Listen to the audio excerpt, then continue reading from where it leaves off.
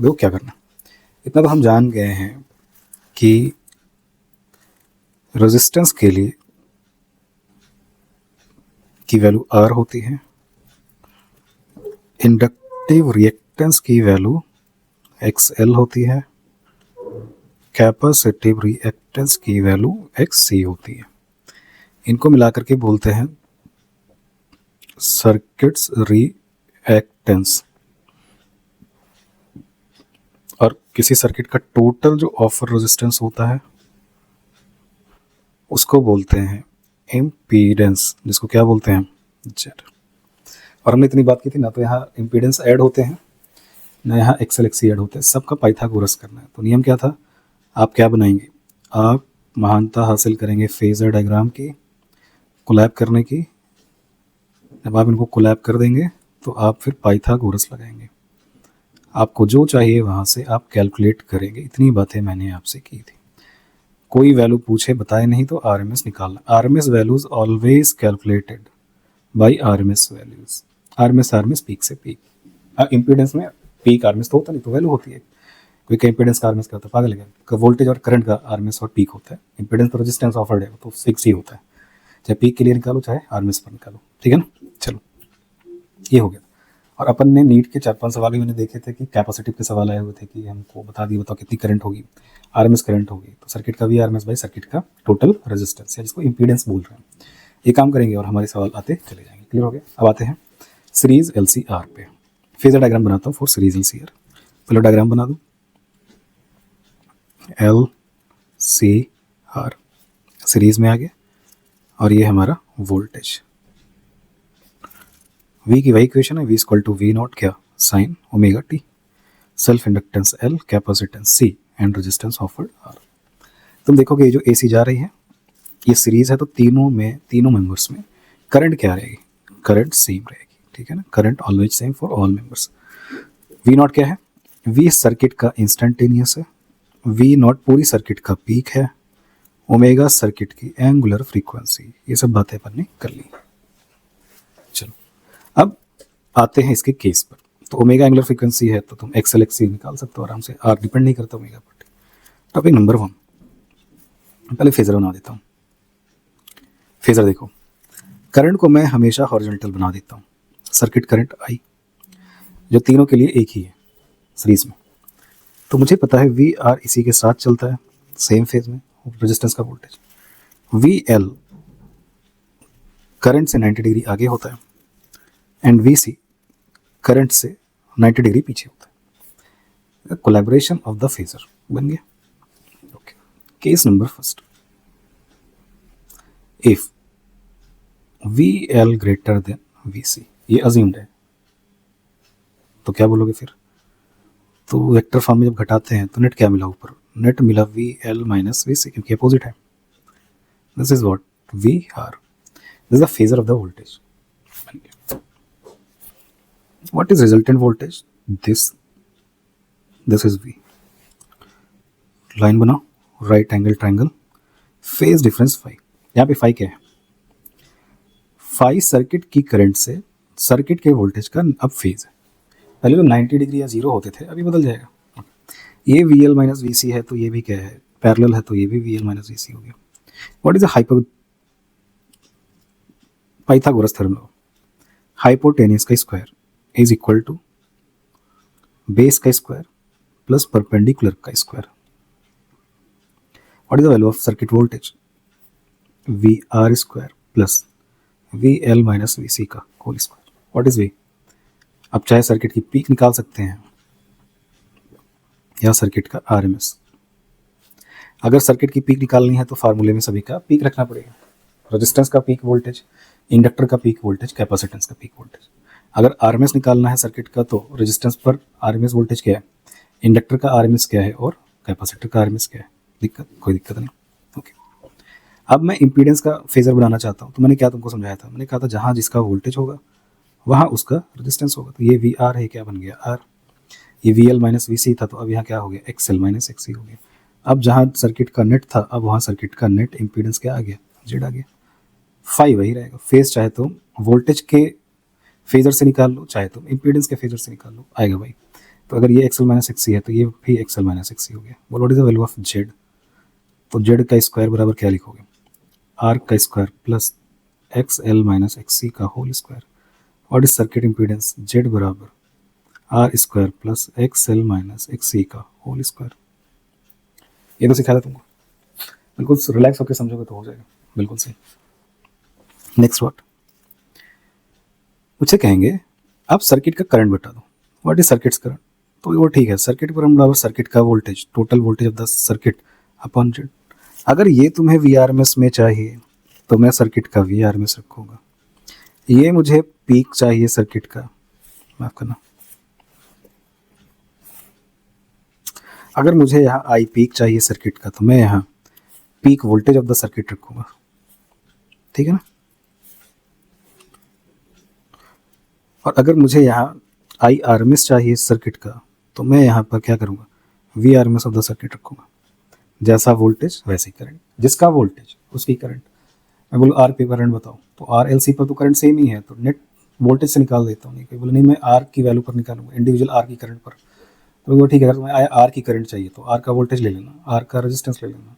Inductor का voltage चाहिए तो इंडक्टर पर करंट, इंडक्टर का इंपीडेंस ले लेना। जैसा वी बराबर आई आर, जिसका वी होता है उसका आर होना पड़ेगा, उसका करंट मिलेगा तुमको, ठीक है। चलो, तो इसमें कोई लोड नहीं, मेरे को सर्किट का वोल्टेज, अब देखो क्या बोला, कुछ डिफाइन न करे तो आरएमएस करंट चाहिए, आरएमएस करंट चाहिए तो आरएमएस वोल्टेज से निकालोगे, ठीक है, सर्किट का।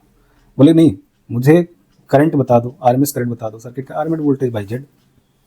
पीक करंट बता दो, पीक वोल्टेज सर्किट का बाई जेड। सर्किट का टोटल वोल्टेज बता दो, V L V C V R दिया है तो net voltage of the circuit this. ये पीक निकालवाना चाहूँ तो पीक वैल्यूज यहाँ की रखना, आरएमएस वैल्यूज सर्किट का निकालना चाहूँ तो आरएमएस वैल्यूज, तो V R V L V C दे करके वी पूछ सकता हूँ, या वी दे करके आई पूछ सकता हूँ, आई आर एम एस भी पूछ सकता हूँ, वी आर एम एस भी पूछ सकता हूँ। क्या बात क्लियर होगी। और एक रिलेशन ये भी है, आई आर एम एस बराबर, तो तुम कहोगे आई नॉट बाई रूट टू। बोलो भैया, बिल्कुल सही। और वी आर एम एस बराबर तुम कहोगे V not by root to.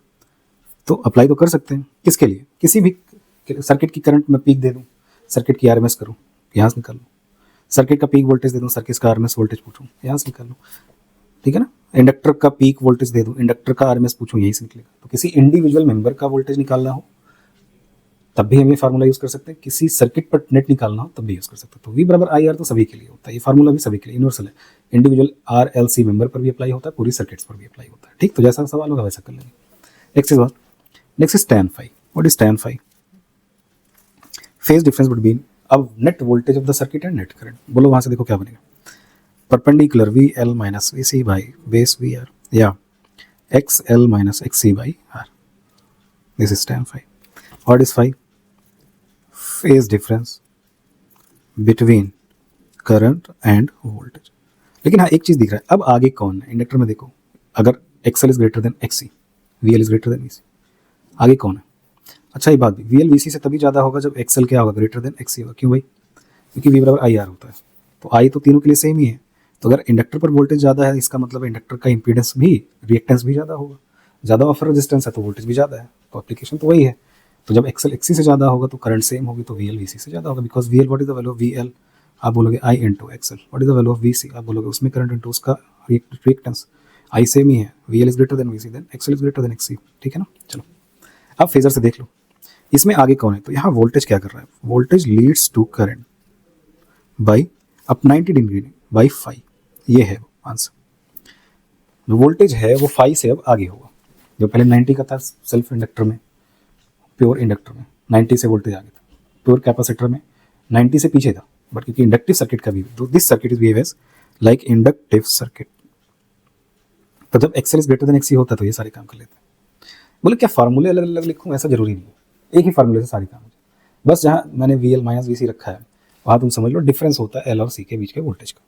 अब अगर यहाँ पे वी सी ज़्यादा है तो मैं V C minus V L कर लूँ, एल ज़्यादा है तो V L minus V C, or वैसे बना होता है, एक्सएल माइनस एक्सी होता है, एक्सी माइनस एक्सएल होता है, ठीक।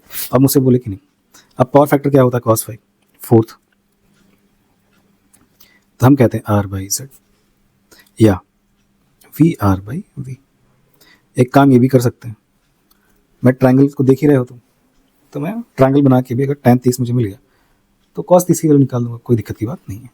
तो जैसा सवाल हुआ वैसा काम कर ले। अल्टीमेटली अगर मुझे क्या मिल गया, फाई मिल गया,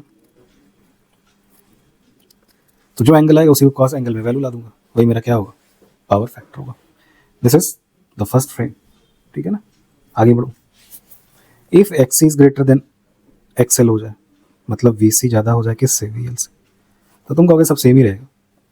बस अब फर्क क्या पड़ेगा, अब फर्क ये पड़ेगा कि अब ये तुम्हारा बन जाएगा वी आर, अब वी सी ज़्यादा है तो अब नेट क्या मिलेगा, तो V C minus V L, और तुम्हारी सर्किट का वोल्टेज कहीं यहाँ होगा। This is phase difference between circuit voltage and circuit current. Okay, आ जाओ, what is the value of V, फार्मूले में कोई फर्क नहीं है, क्या लिखोगे, वी आर स्क्वायर प्लस, अब क्या लिख दोगे, जहाँ V L minus V C था वहाँ V C minus V L का होल स्क्वायर, जेड क्या होगा, आर स्क्वायर तो रहेगा ही, plus XL minus X C था, अब एक्स सी ज़्यादा है तो एक्स सी माइनस एक्सएल का होल स्क्वायर।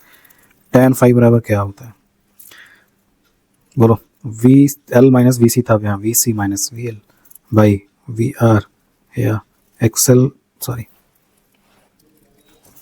या X C minus XL by R. What is tan five, R by Z. Five निकाल दूंगा तो मेरे को cos फाइव भी मिल जाएगा, माफ करना, cos फाइव, पावर फैक्टर कितना होता है, cos five, R by Z. But R by Z जल्दी करना नहीं पड़ता हमको, क्यों नहीं करना पड़ता, क्योंकि मैं tan फाइव ला देता हूँ, तो cos फाइव फाइव देख करके आ जाएगा, tan 30 डिग्री आ गई, फाइव 30, तो cos 30 वैल्यू निकाल दूंगा। इसका मतलब ये है कि तुम्हें कुछ नहीं करना, बस फ्रेम रख लेना है बेटा कि वी आर स्क्वायर होता है और we L minus V C का डिफरेंस होता है, जो ज़्यादा हो जो कम हो घटा देंगे, कोई चीज़ यहाँ ऐड नहीं होती। मैं कहूँ रेजिस्टेंस पर 80 वोल्ट है, कैपेसिटर पे 20 है, इंडक्टर पे 40 है, तो नेट वोल्टेज होता है, तुम इसे जोड़ोगे नहीं, तुम हर कैलकुलेशन को फिक्स कर लो दिमाग में, कोई भी कैलकुलेशन तुम्हारी ऐड नहीं होती है, सबका क्या करना पड़ता है, पाइथागोरस थ्योरम से करना पड़ता है, बिना इसके कोई कैलकुलेशन तुम डायरेक्टली नहीं करोगे। पीक वैल्यू पूछे तो पीक वैल्यू से वैल्यू निकालोगे, आरएमएस पूछे तो आरएमएस से निकालोगे, जिसकी पूछेगा उससे निकालोगे। This is called series LCR, ठीक है, केस नंबर 2 हो गया। यहाँ क्या दिखेगा, यहाँ दिखेगा वोल्टेज पीछे चल रहा है और सर्किट करंट आगे चल रही है, इसका मतलब है this circuit is behave as capacitive circuit. क्यों, क्योंकि वहाँ भी तो यही मालूम था हमें कि वोल्टेज पीछे होता है, यहाँ भी पीछे है, लेकिन क्या 90 से पीछे नहीं। तो इन करंट क्या करती है, leads to voltage by phi, clear, current अब आगे होती है, जबकि एक्सएल ग्रेटर देन एक्ससी में वोल्टेज आगे होता है, तो उसका नेचर इंडक्टिव सर्किट के तरीके से है, इसका नेचर कैपेसिटिव सर्किट की तरीके से। क्या बात क्लियर हो रही है, चलो आगे बढ़ो। Now next is third part, तीन तरह की सर्किट्स होती है, एक्स एल बराबर एक्स सी, तो तुम कहोगे वी एल बराबर वी सी, तो तुम कहोगे अब फॉर्मूले पे वी बराबर क्या आ गया यार, V R square plus V L minus V C का होल स्क्वायर, ये तो जीरो आ गया, तो वी बराबर क्या है, सर्किट का वोल्टेज सर्किट रेजिस्टेंस के वोल्टेज के बराबर। क्या मतलब, क्या मतलब, क्या मतलब, मतलब ये हम सर्किट पर जो भी वोल्टेज अप्लाई करेंगे वो सीधा रेजिस्टेंस पर पहुंचेगा। समझो, 20 वोल्ट सर्किट पर डालो 20 वोल्ट आर पे आएगा, 40 वोल्ट डालो 40 आएगा, 220 डालो 220 आएगा। वी एल वी सी पर वोल्टेज तो होगा, वी एल बराबर वी सी होगा, नॉट इक्वल टू जीरो होगा, वोल्टेज दिखेगा तो सही, लेकिन ये आया कहाँ से ये मुझे नहीं पता, ये सर्किट का वोल्टेज इस पर नहीं है, लेकिन इंडिविजुअली वोल्टेज तो देते हैं, लेकिन कितना देते हैं वो हम निकाल सकते हैं। कैसे निकाल सकते हैं, अगर मैं सर्किट की करंट निकाल दूं तो आई वी एल बराबर क्या लिखूंगा, बोलो, तो वी एल भाई यार भग कहाँ चले गए, यहाँ है, हाँ, तो मैं क्या लिखूंगा, मैं लिखूंगा वी एल बराबर I into XL, okay, and V C बराबर आई एक्स सी। तो वैल्यूज तो मैं ला दूंगा, लेकिन सर्किट का वोल्टेज नहीं होगा, ये हाइपोथेटिकल वोल्टेज है जो एल और सी पर दिखाई देगा उस समय जब एक्सएल बराबर एक्सी होगा। बोले tan फाइव, तो this circuit is behave as what, purely resistive circuit, ऐसा लगता है जैसे सिर्फ रेजिस्टिव सर्किट है, प्योरली रेजिस्टिव सर्किट, तो आई और वी के बीच का सेम फेज होगा, है ना, तो ये तुम्हारा आई होगा, ये तुम्हारा वी होगा, V R, they are in same phase, मतलब फाई क्या रहेगा 0 डिग्री, पावर फैक्टर क्या हो जाएगा मैक्सिमम कितना 1। तो this circuit is called resonance circuit. ऐसा क्यों कहते हैं, क्योंकि इसमें जेड की मिनिमम वैल्यू आती है, कितनी आती है जेड की मिनिमम वैल्यू, आर के बराबर। तो जब एक्सएल बराबर एक्सी होता है तो सर्किट का इंपेडेंस मिनिमाइज कर जाता है आर के बराबर, इसलिए करंट क्या हो जाती है, मैक्स हो जाती है किसके बराबर, वी बाई आर के। तो जब रेजोनेंस आता है तो उस समय सर्किट की करंट अपनी मैक्सिमम वैल्यू पर होती है, that's what is called resonance circuit. इसका बहुत ब्रॉड यूज है, बट अपन उसमें ना ही घुसे तो बेहतर है, अपन अपना बाईपास करके जो कुछ काम का निकाल लेंगे। तो 3 तरह की सर्किट्स हो गई, X V L greater than V C greater than V L and V L बराबर वी सी। जब रेजोनेंस होगा, जब एक्सएल एक्सी के बराबर, ये कब होगा? इस कंडीशन में जब एक्सएल एक्सी के बराबर हो तब वी एल वी सी के बराबर। इस समय सर्किट का पूरा वोल्टेज आर को मिलेगा और सर्किट की करंट सिर्फ तुम निकालोगे आई बराबर वी बाई आर से, सर्किट का वोल्टेज अपॉन सर्किट का रेजिस्टेंस, एक्सएल एक्सी हटा दोगे, फेज डिफरेंस 0 आ जाएगा, पावर फैक्टर मैक्सिमम 1 हो जाएगा। This circuit behave as purely resistive circuit, purely resistive circuit. तो ये 3 तरह के सीरीज एलसीआर है एक्सएल एक्सी के रिलेशन पर। अब जैसा सवाल हो वैसा काम कर लेंगे। एक्सएल अलग से निकाल लूंगा ओमेगा एल से, एक्स से निकालूंगा 1 अपॉन ओमेगा सी से, जो पूछा गया तसल्ली से पढ़ के। करंट पूछी गई है, circuit current, circuit voltage upon circuit का रेजिस्टेंस, इसको इंपीडेंस बोलते हो। सर्किट की आरएमएस है तो आरएमएस वोल्टेज सर्किट का, पीक है तो पीक वोल्टेज, ठीक है ना। बोले इंडक्टर का आरएमएस वोल्टेज बता दो, कोई दिक्कत नहीं है, इंडक्टर का मैं वोल्टेज बता दूंगा, वी बराबर आई आर, ठीक है ना। तो जहाँ वी एल है बराबर आई इंटू एक्सएल हो जाएगा। आरएमएस वोल्टेज चाहिए तो आरएमएस करंट ले लूंगा, पीक वोल्टेज चाहिए तो पीक करंट ले लूंगा। आर एक्सएल एक्सी वैसे बना रहेगा, उसको नेचर ऑफ वैल्यू से मतलब नहीं होता है, बस ये हो गया। अब एक में हमें दिखा वोल्टेज आगे दिख गया जब एक्सएल ज़्यादा होगा, एक में दिखा वोल्टेज पीछे हो गया जब वीसी ज़्यादा होगा, एक में दिखा जब सेम फेज है जब एक्सएल बराबर एक्सी हो गया, है ना। अब ये तुम्हारे कुछ सवाल है, 25 में भी क्वेश्चन है यहीं से है। तो जब वो 2 पार्ट तुम पढ़ लोगे, इंडिविजुअल एल सी आर, फिर कंबाइन करोगे आर एल आर सी, फिर सीरीज एल सी आर पे यार फार्मूले सेम नेचर के हैं, फेजर डायग्राम से क्लैरिटी है, 3-4 बार फेजर क्रिएट कर लोगे तो देखोगे कोई भी सवाल तुम बड़ी आराम से कर पाओगे, ठीक। अब मैं क्या करता हूँ, अगर तुमको इतना तुम्हारा नोट्स बन चुका हो तो अब मैं क्वेश्चन करवाता हूँ, ठीक है ना। तो ये हमारा था पूरा सीरीज एल सी आर, एक ही फार्मूला याद कर लो। जैसे देखो अब मैं क्या करूँगा, मैं तुम्हें एक ट्रिक देता हूँ। क्या ट्रिक है वो देखो, फॉर कैलकुलेशन।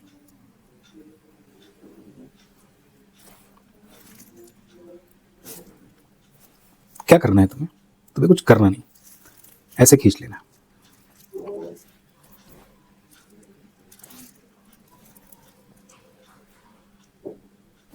करंट तो तीनों में सेम ही रहेगी। अब तुमसे क्या बोलेगा, V L greater than V C, तो net V L minus V C हो जाएगा। वी बराबर क्या लिखोगे, सर्किट वोल्टेज, तो ये ग्राफ ऐसे बनेगा, ये तुम्हारा सर्किट का वोल्टेज हो गया, this is phi, this is what V L minus V C. बोले वी सी ज़्यादा है तो तुम फिर नीचे आ जाओगे, तो नेट क्या मिलेगा यहाँ पे, तो तुम ऐसे लाइन खींचोगे, है ना, और फिर तुम ऐसे लाइन खींचोगे, ये क्या बन जाएगा तुम्हारा V C minus V L, this is phi. एक में आगे वोल्टेज, एक में सर्किट वोल्टेज पीछे। अब जो चाहिए यहाँ से निकाल लो, पहली कैलकुलेशन इसकी हो गई, दूसरी इसकी हो गई, तीसरी में वी एल बराबर क्या हो गया, वी सी, तो खाली ये बचा, है ना। अब वी बराबर फार्मूला क्या याद करोगे, सर्किट वोल्टेज बराबर रेजिस्टेंस पर वोल्टेज के square and V L difference V C का होल स्क्वायर। ज़्यादा में से कम हटा देना, वी सी ज़्यादा वी सी को हटा देना। जेड बराबर क्या होगा, under root R square plus X L difference X C का होल स्क्वायर। टेन फाई बराबर X L difference X C by R या V L difference V C by R. Cos phi बराबर R by Z या V R by V, ठीक है, हो गया।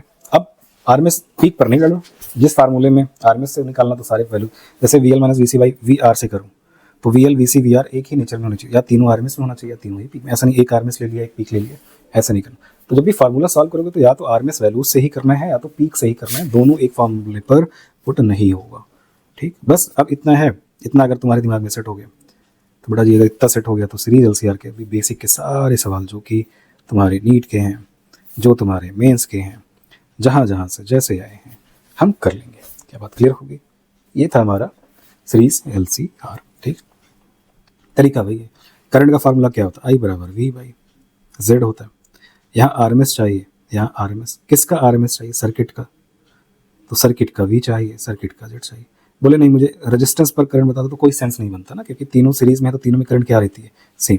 तो जनरली वो तुमसे सर्किट की करंट पर ही बात करते हैं।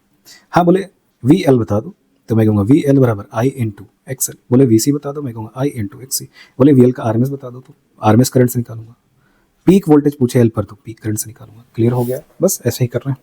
और व्हाट इज बराबर वी आर, तो तुम कहोगे आई इंटू आर। जैसा वोल्टेज जैसी करंट वैसा वोल्टेज। आई क्या है, आई तो तीनों में सेम ही है, क्यों, आई सर्किट की करंट है। तो सर्किट में सीरीज में चाहे आर हो चाहे एल हो चाहे सी हो, करंट की वैल्यू तीनों के लिए क्या रहेगी, करंट के लिए तीनों के लिए करंट की वैल्यूज सेम होगी। बस इतना बना लो और ओमेगा ओमेगा की वैल्यूज याद कर लो। एक्सेल कैसे निकालोगे? बोले एक्सेल निकालना है तो चाहे एक्सेल ऐसे निकाल भी सकता हूँ क्या, 1/ओमेगा एल, माफ करना, एक्सेल निकालना है तो एक्सेल बराबर क्या लिखूंगा, ओमेगा एल या 2πfl। एक्सी निकालना है 1/ओमेगा c या 1/2πfc। ये दोनों ओमेगा पर डिपेंड कर देते हैं, तो ओमेगा अलग अलग होगा तो एक्सेल एक्सी भी अलग, बट आर ओमेगा पर डिपेंड नहीं होता। आर क्या होता है? आर तो कांस्टेंट होता है, ठीक है ना। ओमेगा बढ़ाओ घटाओ आर फिक्स होता है, बस यही यार कुछ सवाल है। चलिए ठीक है ना, चलो तो अब हम इनके क्वेश्चंस को करते हैं। ठीक, तो अब नेक्स्ट अपन करते हैं सीरीज एलसीआर के क्वेश्चंस। तो देखो सवाल क्या क्या है, तो एक एक सवाल लेते हैं, देखते हैं उन्होंने क्या कब कैसे पूछा हुआ है, ठीक है ना। चलो, तो अभी रिसेंटली 2025 में उन्होंने सवाल पूछा था नीट में। क्या पूछा? उन्होंने कहा सप्लाई वोल्टेज जो है, जो इनपुट वोल्टेज है वो 220 वोल्ट का है, ठीक है, और जो एसी की फ्रीक्वेंसी है वो 50 हर्ट्ज है, और हमने देखा जो रेजिस्टेंस है वो 20 ओम का है। कैपेसिटिव रिएक्टेंस मतलब एक्सी जो है वो 25 ओम की है, और एक्सएल इंडक्टिव रिएक्टेंस 45 ओम का है। तुमसे कहा गया मुझे आई बता दो सर्किट की क्या होगी, circuit current and phase difference between V and I. और एक एक काम करते हैं। मेरा पहला सवाल है कौन सी करंट पूछेगी सर्किट की, तुम कहोगे आरएमएस करंट, क्योंकि कुछ डिफाइंड नहीं है, ठीक है। तुम्हें क्या दिया गया है वोल्टेज में, तो तुम कहोगे आरएमएस वोल्टेज, क्योंकि कुछ बताया नहीं है। तो आरएमएस वोल्टेज दिया गया, आरएमएस करंट चाहिए, तो आई बराबर क्या होता है, वी आरएमएस बाई सर्किट का क्या, जेड। यही तो होता है सर्किट का आरएमएस, सर्किट का आरएमएस वोल्टेज, सर्किट का टोटल इंपीडेंस। आ जाओ, what is V RMS 220, what is Z, Z कितना 20 स्क्वायर, और 45 माइनस 20 एक्सएल माइनस एक्सी, ये भी 20 आ जाएगा, 20 स्क्वायर, तो 20 तो बाहर आ गया, इंटू √2 कट गया 11/√2, 11.1.4, तो लगभग ये कितना आ जाएगा 7.8 आएगा, ठीक है ना। तो 7.8 एम्पियर आ गया। बोले फेज डिफरेंस बता दो, तो tan फाई बराबर क्या होता है। अब तुम कहोगे VL माइनस VC निकालो, पागल है क्या, जब XL XC R दिया गया तो वोल्टेज से क्यों निकालना, फिर कौन सा यूज करोगे, XL माइनस XC/R। कोई कहने में VL माइनस VC/VR से करूँगा, तो भाई पहले तो VL VC VR निकाल, तुझे करंट मिल गई तो करंट इंटू R से मल्टीप्लाई कर तो VR आ गया, करंट इंटू 25 से मल्टीप्लाई कर VC आ गया, करंट इंटू 45 से मल्टीप्लाई कर VL आ गया। पागल थोड़ी हो, सीधा इंपीडेंस से कर दूंगा। XL कितना 45 माइनस 25 डिवाइडेड बाई 20, ऊपर 20 नीचे 20, 1 आ गया, तो फाई कितना 45 डिग्री, बस आंसर आ गया। तो दो फ्रेम है, दो फार्मूले हैं सर फेस के, तो जो सवाल में है वो कर लूँगा, ठीक, 25 में तो 7.8 एम्पियर एंड कितना 45 डिग्री। आगे बढ़ो, 23 में फिर सवाल आया। इधर 23 में नीट ने उन्होंने सवाल पूछा कि एक उनके पास इंडक्टर है, एक उनके पास रेजिस्टेंस। अच्छा जी, एसी ले लिए, एल की वैल्यू 1/पाई हेनरी है और आर 100 ओम है।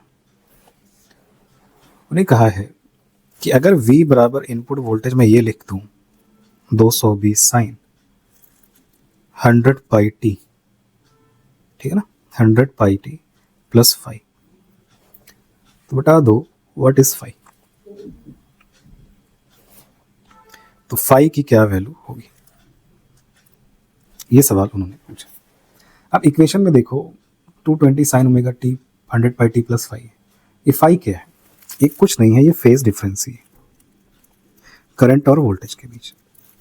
ओमेगा कितना दिया हुआ है तुमको 100 पाई, तो tan फाई बराबर 2 मेंबर है, तो XL माइनस XC/R था, C नहीं हटा तो क्या मिला XL/R। What is the value of XL, omega L/R। What is omega 100 pi, what is L 1/पाई/100, कितना आ गया 1, कितना फाई 45 डिग्री।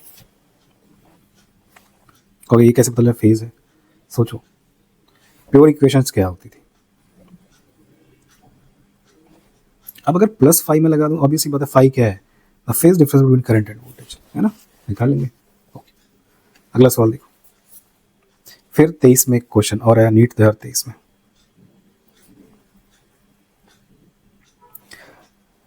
उन्होंने कहा मेरे पास दो सर्किट्स हैं,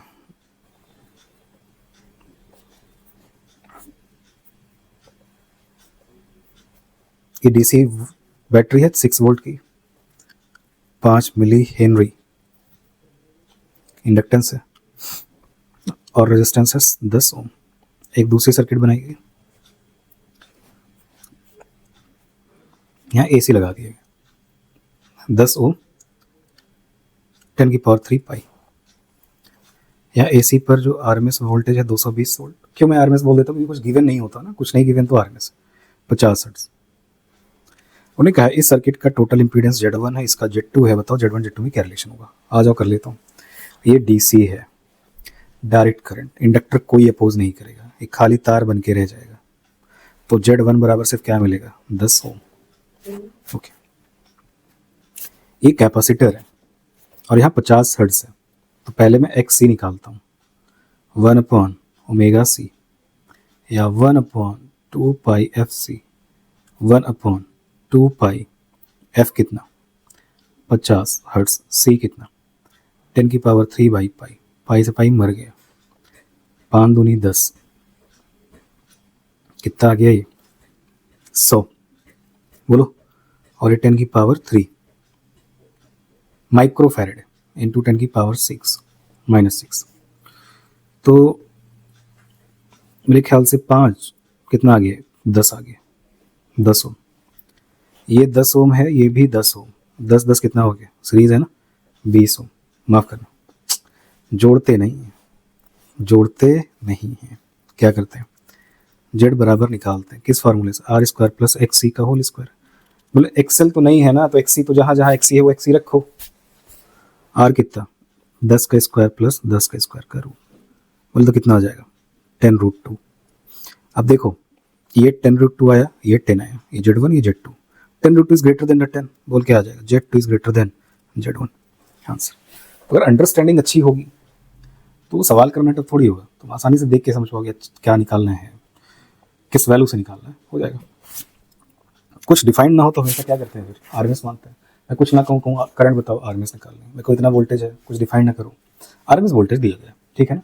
तो ऐसे छोटे छोटे क्वेश्चन है, तो तुम क्या करना, ऐसे में जितने भी सवाल है सारे, अगर अंडरस्टैंडिंग हो गई है फार्मूले पर, पाइथागोरस पर कि ऐड नहीं करना है, जैसे मैंने गलती से क्या बोला 10 10 20 गलती होगी, लेकिन हमें पता है कि किसी भी AC में अगर मेंबर्स हैं तो उनका जो जोड़ बाकी घटाव होता है वो सब पाइथागोरस सही होता है, ऐड वैड नहीं होते हैं।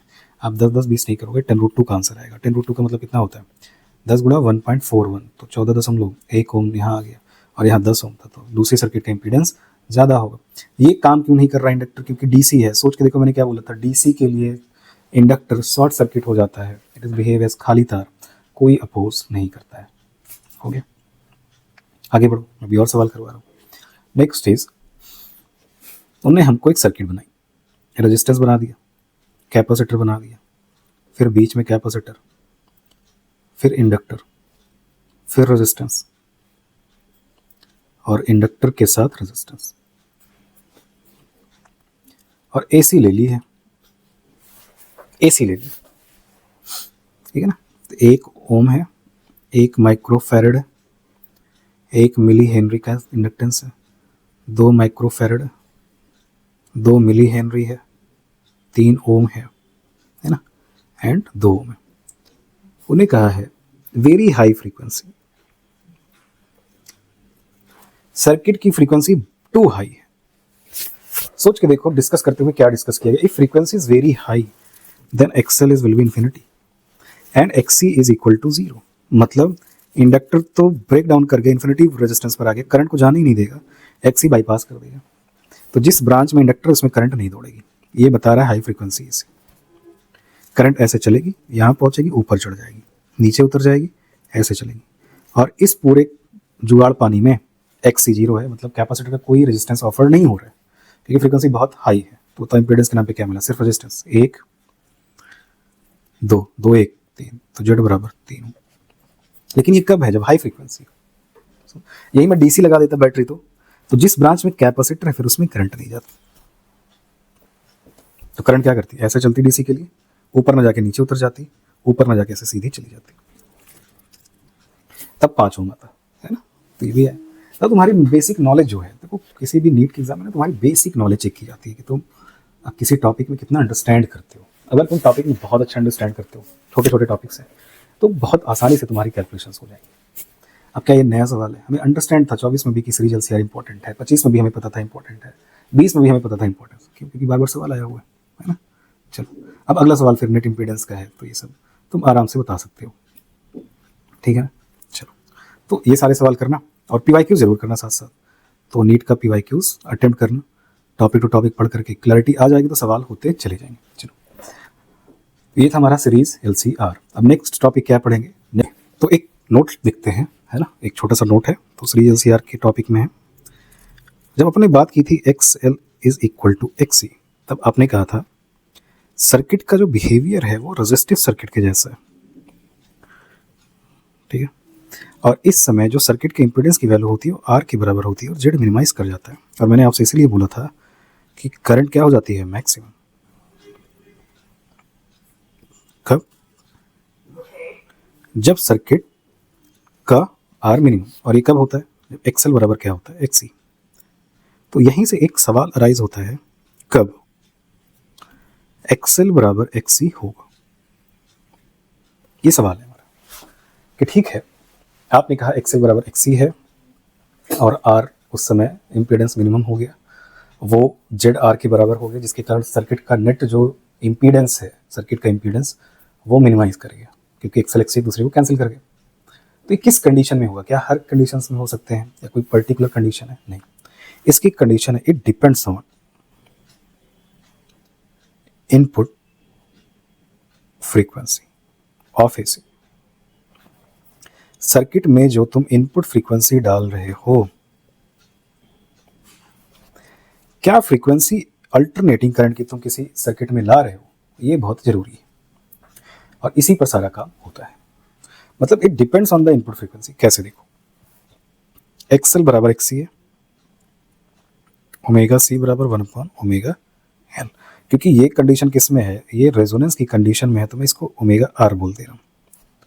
What is omega are? 1/√LC या एफ आर बराबर 1/2π√LC। अब इसी को समझ लो, ये ओमेगा आर और एफ आर क्या है? इनको कहते हैं, क्या कहते हैं? इनको कहते हैं रेजोनेंस फ्रीक्वेंसी। रेजोनेंट फ्रीक्वेंसी या तो रेडियन पर सेकंड में आएगा या हर्ट्ज में आएगा। ये रेजोनेंट फ्रीक्वेंसी क्या होती है? देखो, ये डिसाइडेड बाय एल एंड सी। अच्छा, ओमेगा आर को डिसाइड एल सी करते हैं, लेकिन डिपेंड करता है इनपुट फ्रीक्वेंसी पर कि रेजोनेंस होगा कि नहीं होगा।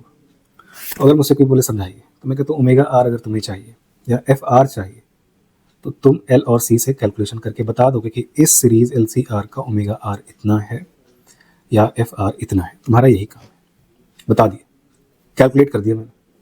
आगे क्या, रेजोनेंस होगा कि नहीं वो आने वाली फ्रीक्वेंसी पर डिपेंड करेगा। अगर आने वाली फ्रीक्वेंसी की वैल्यू एफ आर के बराबर, मतलब जो एसी की फ्रीक्वेंसी है सर्किट के एफ आर के बराबर है, उस कंडीशन में रेजोनेंस है, ऐसे पहचानो। और अगर रेजोनेंस है तो जेड मिनिमाइज कर जाएगा, वही बात आर के बराबर, करंट उस करंट के लिए मैक्सिमाइज कर जाएगी वी बाई जेड। सिंपल बात। एक बार फिर से सुनो, मैं कहूँ कि रेजोनेंट फ्रीक्वेंसी बता दो, तुम्हारा काम है एल और सी से सर्किट के 1/√LC कर देना और ओमेगा आर या एफ आर कैलकुलेट कर लेना। इसका मतलब है किसी सर्किट का resonance frequency decided by L and सी।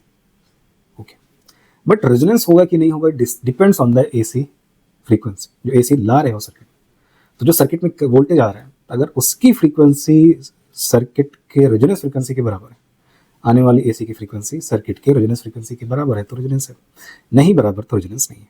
और जब रेजोनेंस होता है, जब एक्सएल बराबर क्या होता है, एक्सी, तभी करंट मैक्सिमाइज होगा। इसका मतलब है उस समय ये ओमेगा और एक करंट आई मैक्स, इस समय जो आने वाली एसी की फ्रीक्वेंसी होगी वो सर्किट के ओमेगा आर के बराबर होगी। अगर सर्किट की फ्रीक्वेंसी रेजोनेंट फ्रीक्वेंसी से ज़्यादा है तब भी करंट डिक्रीज करेगी, और ओमेगा अगर रेजोनेंट फ्रीक्वेंसी से कम है तब भी करंट कम ही रहेगी। लेकिन अगर ओमेगा कम है ओमेगा आर से, मतलब एसी की फ्रीक्वेंसी सर्किट की रेजोनेंट फ्रीक्वेंसी से कम है, तो ओमेगा बढ़ाने पर करंट बढ़ती है। जब ओमेगा बराबर ओमेगा आर हो जाता है, मतलब जब आने वाली एसी की फ्रीक्वेंसी सर्किट की रेजोनेंस फ्रीक्वेंसी के बराबर, तब करंट मैक्सिमम। और जैसे ही ओमेगा की वैल्यू ज़्यादा होगी, मतलब एसी की जो फ्रीक्वेंसी है वो ओमेगा आर से ज़्यादा होगी, करंट घटने लगेगी। तो इनिशियली जब ओमेगा कम होता है ओमेगा आर से, ओमेगा का मतलब आने वाली करंट की फ्रीक्वेंसी, ओमेगा आर सर्किट की रेजोनेंस फ्रीक्वेंसी। फ्रीक्वेंसी जो करंट की है वो कौन डिसाइड कर रहा है? वोल्टेज की फ्रीक्वेंसी, क्योंकि जो फ्रीक्वेंसी वोल्टेज की होती है वही करंट की होती है। इनपुट जो एसी तुमने दिया उसका ओमेगा, ओमेगा आर सर्किट की प्रॉपर्टी है, वो बताएगा कि उसका ओमेगा आर क्या है। अगर तुम रेजोनेंस चाहते हो तो अब तुम्हारे आने वाली करंट की फ्रीक्वेंसी ओमेगा के बराबर हो जाएगी। अगर ओमेगा ओमेगा आर से कम है तो ओमेगा बढ़ाने पर करंट बढ़ती है, और अगर ओमेगा ओमेगा आर से ज़्यादा है, ओमेगा बढ़ाने पर करंट घटती है। दिस इज कॉल्ड रेजोनेंस, इसी को बोलते हैं रेजोनेंस। तो कई बार ऐसे सवाल आता है कि मैं रेजोनेंस चाहता हूँ, क्या ओमेगा रखूँ एसी का, करंट की क्या फ्रीक्वेंसी, ओमेगा आर निकाल लो या एफ आर निकाल लो। क्लियर? तो इस पर भी सवाल है। मैंने कहा था मैं तुम्हें इसको स्प्लिट समझा दूंगा, एक साथ समझाने में मजा कम आता है, ऐसे तुम्हें भी याद हो जाएगा कि हाँ what is omega R and what is F R. ये सर्किट की प्रॉपर्टी है, ओमेगा एसी का फ्रीक्वेंसी है कि जो फ्रीक्वेंसी तुम इनपुट में ला रहे हो। उम्मीद है समझ में आ गया। अब क्वेश्चन देखो क्या सवाल है। फिर 23 में सवाल आया। 23 में काफ़ी सवाल थे क्योंकि 23 में 2 पेपर हुए थे, एक मणिपुर का अलग हुआ था तो उसके सवाल है। उन्हें कहा था मेरे पास सीरीज LCR है, आपको सारी वैल्यूज दी गई हैं। L 10 मिली हेनरी है, स्मॉल m का मतलब मिली होता है। कैपेसिटेंस 1 माइक्रोफेरेड है और रेजिस्टेंस 100 ओम है। उन्हें कहा था मुझे रेजोनेंट फ्रीक्वेंसी बता दो, ओमेगा आर या एफ आर। मैं ऐसा क्यों बोल रहा हूँ? क्योंकि उन्होंने रेडियन में भी आंसर दिया, रेडियन पर सेकंड में, और हर्ट्ज में भी दिया है, मतलब दोनों में से कोई एक आंसर होगा। मैं सबसे पहले सर्किट का ओमेगा आर निकालता हूँ, वो किस पर डिपेंड करता है? 1/√LC। ठीक है ना, ये तो होता है रेजोनेंट फ्रीक्वेंसी। तो रेजोनेंट फ्रीक्वेंसी किसकी प्रॉपर्टी है? सर्किट डिसाइड करता है। सर्किट कहता है देखो करंट अगर तुम्हारी फ्रीक्वेंसी इस ओमेगा आर के बराबर है, मतलब जो तुम आ रही हो बाहर से आ रही हो, तो तुम्हारी फ्रीक्वेंसी अगर ओमेगा आर के बराबर है तब मैं तुम्हें रेजोनेंस में पहुंचा दूंगा, करंट मैक्सिमम कर दूंगा। निकालता हूँ 1 upon what is 10 milli -3 what is C 10 की पावर -6, तो 8 आ गया बेटा जी। तो 8 में से बाहर क्या निकला? -2, क्योंकि 6 3 9 1 0 चला गया, -8, माफ करना -4। -4 का मतलब कितना होता है? -4 का मतलब 10,000 रेडियन पर सेकेंड। अरे 4 जीरो होंगे ना, ऑप्शन में नहीं। तो अब क्या करते हैं? एफ आर निकालते हैं। एफ आर का मतलब क्या होता है? Omega R upon 2 pi, simple है। तो ओमेगा कितना आया? 10,000 2 इंटू 3.14 है ना। इसको थोड़ा सा सेटल कर देते हैं। 3 जीरो को मैं किलो में ले लेता हूँ तो किलो हर्ट्ज बना देता हूँ। अब ये बन गया 10 और ये 6.28, समझ आ गया होगा, 1.59 किलो हर्ट्ज आंसर। क्या ही टफ था, कुछ नहीं। ओमेगा आर निकालने से फ़ायदा हो जाता है, उससे कई फ़ायदे हो जाते हैं। हेलो, कहाँ हो भैया? किसके यहाँ से? डॉक्टर मिल गए थे क्या? कब गए थे? तो वो रोज़ा वोज़ा है, कहाँ खोलोगे? अरे तो घर चले जाओ, बना तो हो गई। तो खोल लो, टाइम हो गया है, कुछ खा लो। आओ फिर आओ। तो कहाँ खोलोगे? खोल लो कहीं फिर, खा लो खा लो। नहीं नहीं सही है, ठीक है, ठीक ठीक ठीक ठीक। क्या हड़बड़ाए तो नहीं फिर से पैसा मांग लिया तुमने? हाँ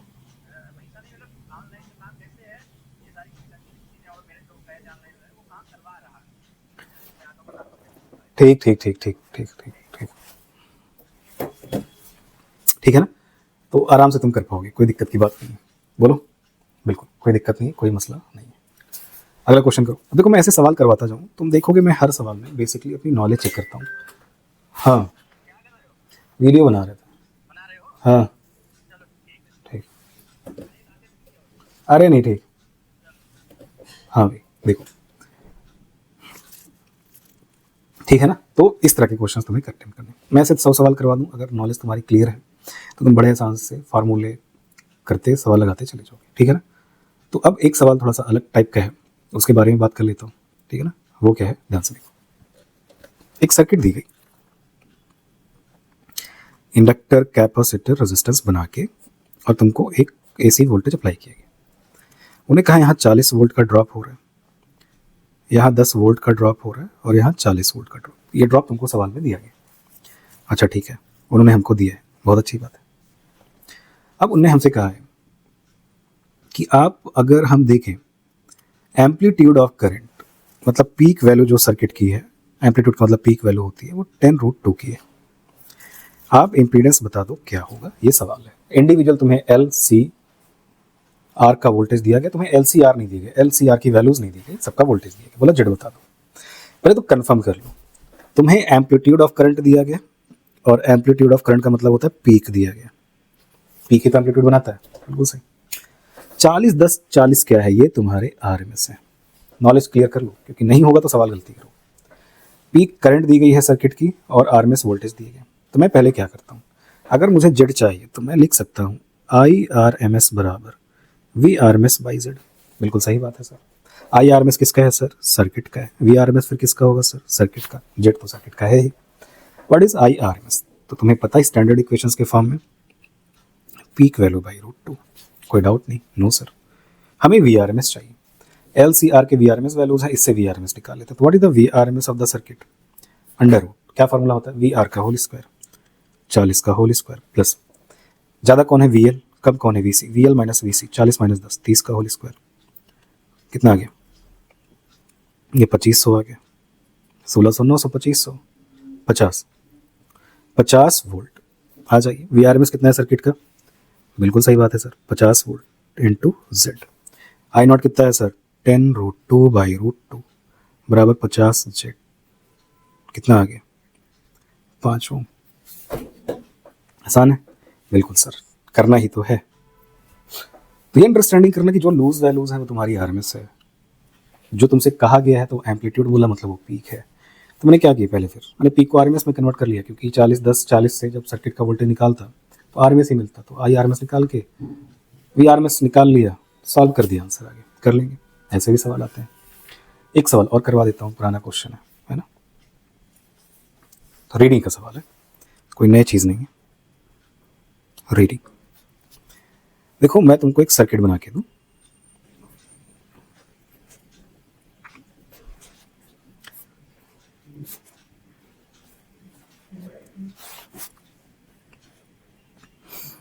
और मैं तुमसे कुछ बातें कह रहा हूँ। ये L है, ये C है, R बराबर 100 ओम है।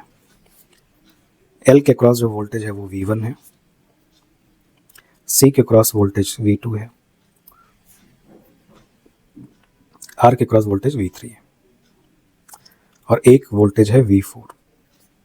ध्यान से सुनो, उन्हें कहा हमने देखा V1 बराबर V2 है, और यहाँ पे 220 वोल्ट दिया गया, 50 हर्ट्ज दिया गया। आप मुझे V3 की रीडिंग दे दें और अमीटर की रीडिंग दे दें। V3 और अमीटर तो सर्किट की करंट हो गई। और करते हैं, V1 VL है, V2 VC है, बराबर क्या है ये, रेजोनेंस। क्या है ये, रेजोनेंस। कितना वोल्टेज तुमने अप्लाई किया, 220, क्या है RMS।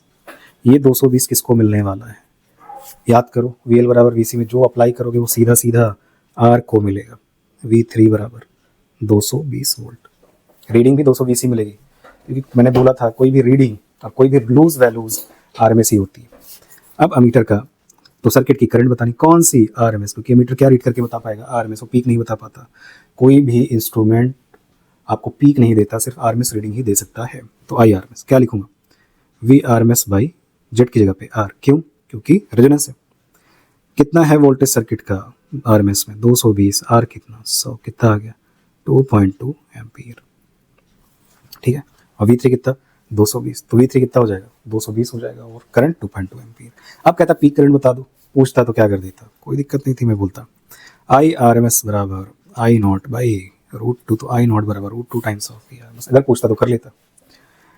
ये है, इसका मतलब है जब रेजोनेंस होता है तो V1 और V2 का वैल्यू सेम है, L और C का वोल्टेज सेम होता है, जीरो नहीं होता, होता है, लेकिन सर्किट का वोल्टेज नहीं होता, सर्किट का कोई हिस्सा L और C पर नहीं पहुंचता, सर्किट का सारा वोल्टेज R के लिए होता है, बट तुम्हें दिखाई देता है।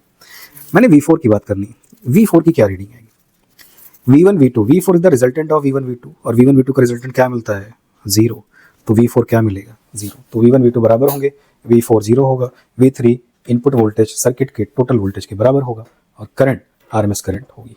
क्लियर हो गया? तो ऐसे छोटे छोटे सवाल आते हैं, कुछ भी कर लो, आराम से कर लोगे, सवाल होते चले जाएंगे, है ना। चलिए तो नेक्स्ट टॉपिक पढ़ते हैं, पावर। देखो कई तरीके की पावर निकालते हैं। पहले पावर होती है लाइक पीक, ठीक है ना। पीक पावर कैसे निकालोगे? तो तुम कहोगे पीक करंट, पीक वोल्टेज। किसका? सर्किट का पीक करंट चाहिए, सर्किट का पीक वोल्टेज चाहिए। सर्किट की पीक करंट मतलब जो करंट चल रही है, वोल्टेज का पीक करंट जो तुमने इनपुट वोल्टेज दिया है, जो वोल्टेज तुम बाहर से दे रहे हो सर्किट को। दूसरी पावर होती है instantaneous power, I instantaneous, V instantaneous. Instantaneous कहाँ से निकलेगी? इक्वेशन से, है ना। चलो अगला आता है वर्चुअल पावर।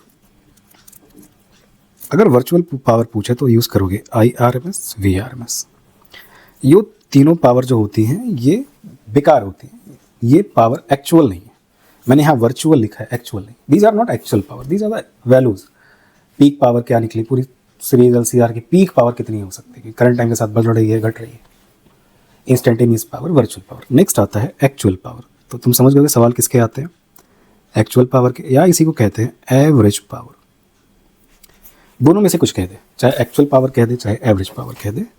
तो जो एक्चुअल या एवरेज पावर होती है वो होती है IRMS, VRMS cos phi।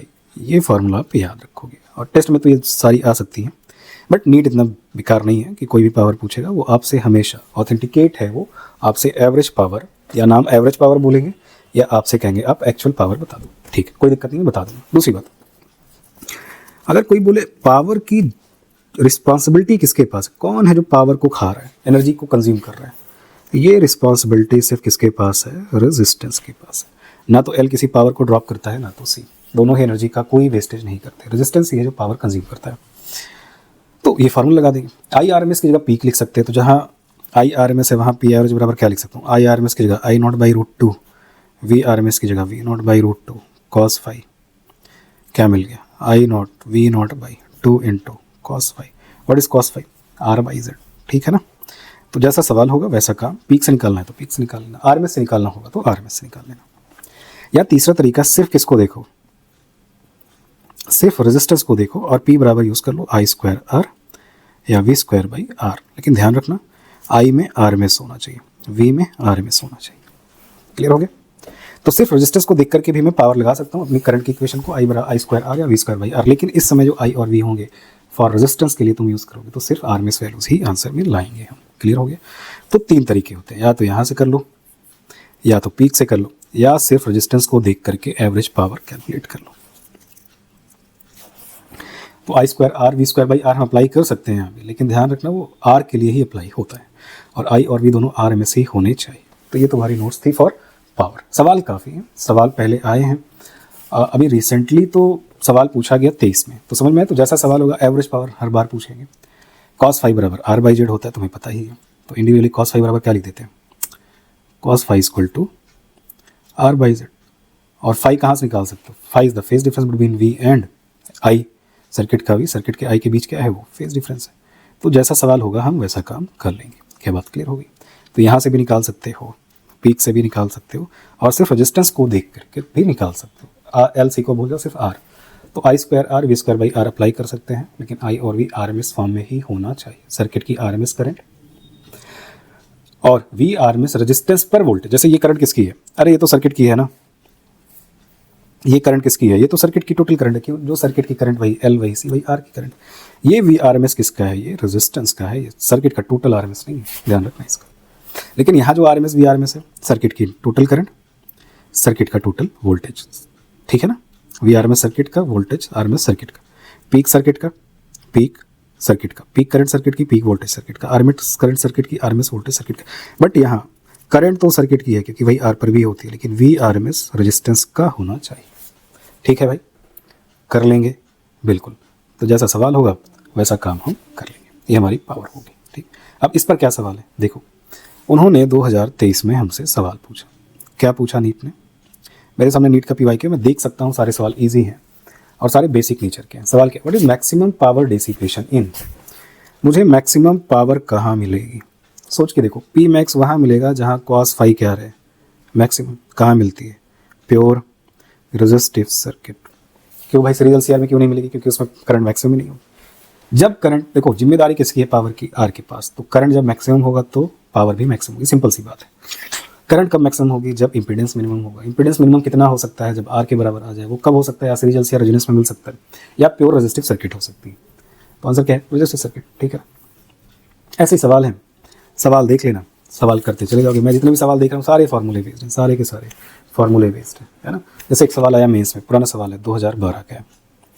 उन्हें कहा आई की इक्वेशन दी गई, आई बराबर 1/√2 साइन 100 पाई टी। ठीक है, और EMF तुमको दिया गया 1/√2 sign 100 pi T plus पाई/3।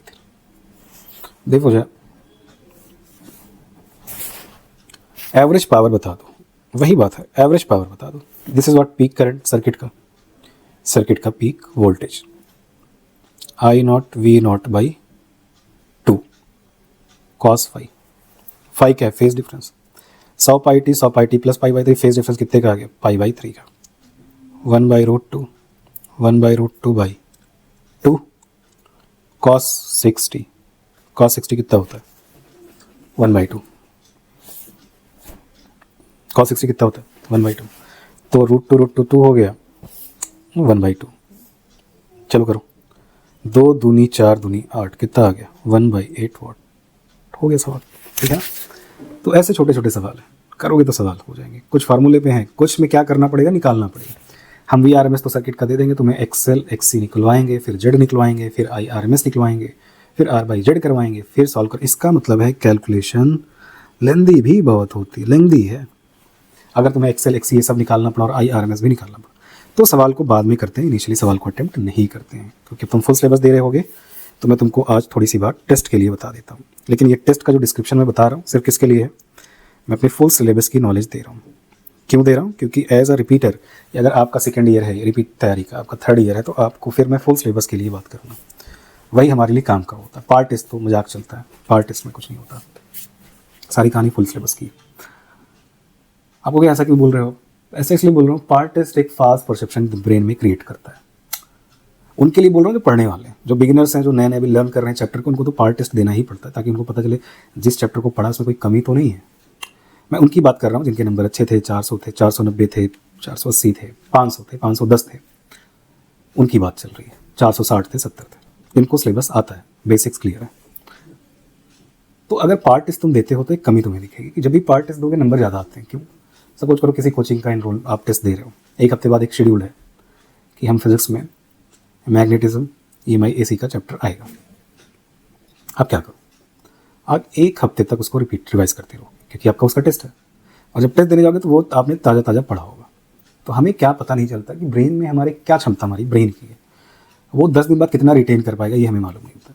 Full syllabus में तुम कर नहीं सकते पूरा सिलेबस कवर। तो करना क्या होता है, जब तुम फुल सिलेबस दोगे तो ब्रेन की कैपेबिलिटी पता चलती है कि वो कितना रिटेन कंटेंट को रख पाता है। इलेक्ट्रोकेमिस्ट्री रिवाइज करके जाऊँ तो सारे सवाल सही हो जाते हैं, ना करके जाऊँ 20 दिन बाद फुल सिलेबस दूँ या ऐसे ही दे दूँ तो नस्ट का ही क्वेश्चन गलत हो जाता है, फैराडे के ही सवाल गलत हो जाता है, क्योंकि बेसिक है, आना चाहिए। तो फुल सिलेबस में आपको जब आप क्वेश्चन अटेम्प्ट करते हो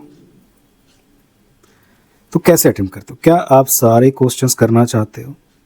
मैं नहीं करना चाहता, मैं इजी क्वेश्चंस पहले करना चाहता हूँ, जो मुझे 100% क्लियर है। बायो, केम, फिजिक्स, मैं पहले ये करना चाहता हूँ जो मुझे आते हैं, इजी हैं, कोई गलती नहीं करनी, सिंपल क्वेश्चन है, टिक करते चले जाएंगे।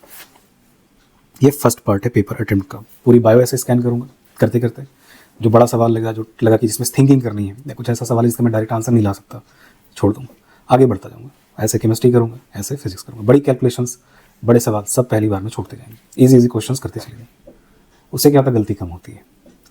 दूसरी बार में जो सवाल मुझे आते हैं लेकिन टाइम टेकिंग थे, किसी की कैलकुलेशन लेंदी थी, बायो में थोड़ा सा थिंक करना था, वो करना, इससे क्या होता है मेरी गलती के चांसेस कम। तो मैं पेपर को हमेशा 3 लेयर में करता हूँ। फर्स्ट इजी जो मुझे आते हैं, सेकेंड अटेम्प्ट मॉडरेट जिनमें थोड़ी सी कैलकुलेशन है, और थर्ड अटेम्प्ट जो मुझे बिल्कुल भी समझ नहीं आते। ये तो ऐसे कितने होंगे, ऐसे टोटल 10 क्वेश्चंस मैक्सिमम जो मैंने नहीं देखा या मैंने जो समझा नहीं। टोटल पेपर का 10 सवाल, तो कितने सवाल मेरे पल्ले के हैं? 170। कितने नंबर हो गए? 680। अगर तुम अपनी गलतियों को मिनिमाइज कर दो तो तुम्हारे नंबर 650 प्लस रहे हर टेस्ट में। लेकिन क्योंकि तुम सारे सवाल जब बायो के करोगे तो तुम वो सवाल भी जल्दी करोगे जो अच्छे हैं, जिनको थिंकिंग करना है, टाइम लेना है ना। तो ये करना है। तो ऐसे पेपर फुल सिलेबस अटेम्प्ट करो, देखो नंबर तुम्हारे पहले से ज़्यादा हो जाएंगे। तो हमारा एसी हो गया, एक टॉपिक एसी का बचा है, this is called quality factor. बात उसकी भी करते हैं और चैप्टर को कंप्लीट